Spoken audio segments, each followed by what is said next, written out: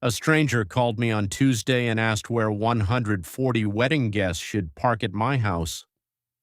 At first, I thought he had the wrong number. Then he said my sister Emma's name and described the blue gate at the end of my driveway.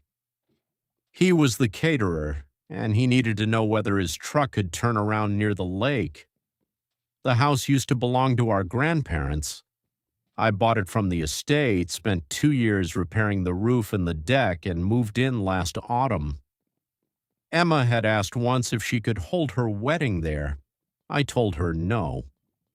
The septic system could not handle a huge crowd, the deck still needed an engineer's approval, and my insurance did not cover events. She rolled her eyes and said, "Fine, I'll find somewhere that actually wants my wedding."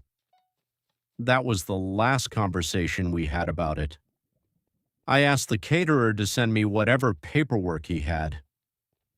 30 seconds later, an invitation appeared on my phone.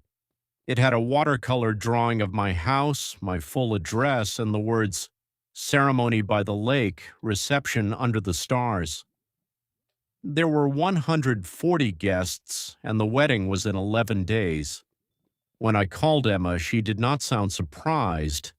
She said the invitations had already gone out, the deposits were non-refundable, and I would humiliate her if I backed out now.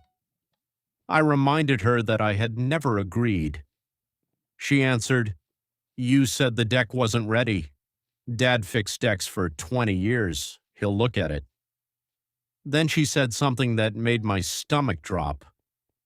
"Mom and Dad already paid you, so stop acting like you're doing this for free." I called our parents. Mom sounded confused and asked why I was pretending not to know about the venue agreement. She said Emma had shown them an invoice with my name at the top. They had transferred $18,000 for the house, cleaning, security, and a refundable damage bond. I checked every account I had. No money had arrived. Dad forwarded the receipt, and the payment had gone directly into Emma's personal account.